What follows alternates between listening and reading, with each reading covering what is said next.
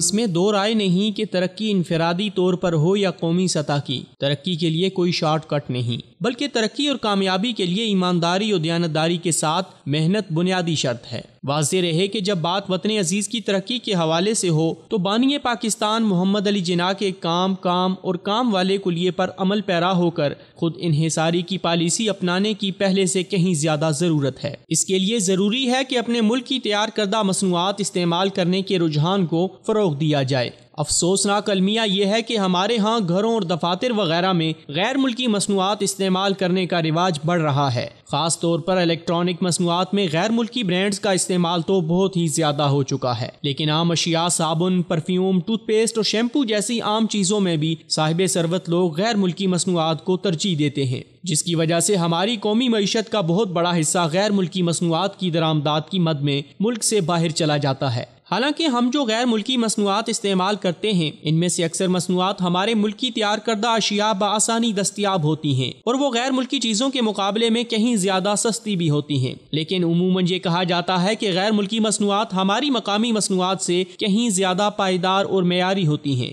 کیونکہ ہماری مصنوعات کے بارے میں یہ شکایات پائی جاتی ہیں کہ یہ غیر معیاری اور غیر پائیدار تیار کی جاتی ہیں۔ لیکن اس کا یہ مطلب نہیں کہ ہم اپنی مصنوعات سے بالکل ہی منہ موڑ لیں اور اپنا قومی سرمایہ باہر بھیجنا شروع کر دیں۔ قومی حمیت اور مفاد کا تقاضا تو یہ ہے کہ ہم اپنی مصنوعات کے معیار کو بہتر بنانے پر توجہ دیں، خاص طور پر غیر معیاری اور ناقص چیزیں بنانے کی حوصلہ شکنی کرتے ہوئے اسے ایک قومی جرم قرار دینا چاہیے اور ایسی فیکٹریز اور کارخانوں کے خلاف قانون کے مطابق سخت کارروائی کر کے سخت ترین سزائیں دینی چاہیے، تاکہ ملک کے اندر ہر قسم کی معیاری مصنوعات تیار ہوں اور غیر ملکی مصنوعات کے استعمال کا رجحان کم سے کم ہو جائے۔ حکومت اور قوم اس کا پختہ عزم کر لیں کہ انہوں نے ملک کی تیار کردہ مصنوعات ہی استعمال کرنی ہیں، تو کوئی وجہ نہیں کہ ہمارے ہاں بین الاقوامی معیار کی مصنوعات تیار نہ ہوں، بلکہ اپنے ملک کے ہنرمندوں کی حوصلہ افزائی کرتے ہوئے انہیں کام کرنے کے مواقع فراہم کیے جائیں، تو یہ غیر ملکی مصنوعات کے مقابلے میں کہیں زیادہ بہتر کوالٹی کی مصنوعات تیار کر سکتے ہیں۔ اور اگر ایسا ہو جاتا ہے تو اس سے نہ صرف ہمارے ملک کے اندر کاروبار میں اضافہ ہوگا بلکہ بے روزگاری کم ہوگی اور سب سے بڑھ کر ہمارا قومی سرمایہ ملک کے اندر ہی رہے گا، جس سے ملک کی ترقی اور خوشحالی کی نئی سے نئی راہیں کھلیں گی۔ اس کے لیے حکومت کو بھی چاہیے کہ وہ اس سلسلے میں ٹھوس انقلابی اقدامات کرے اور ملک میں مقامی مصنوعات کی تیاری اور استعمال کے فروغ کی قومی سطح پر اشتہاری مہم چلائے، تاکہ ہمارا پیارا ملک ترقی کی راہوں پر جلد سے جلد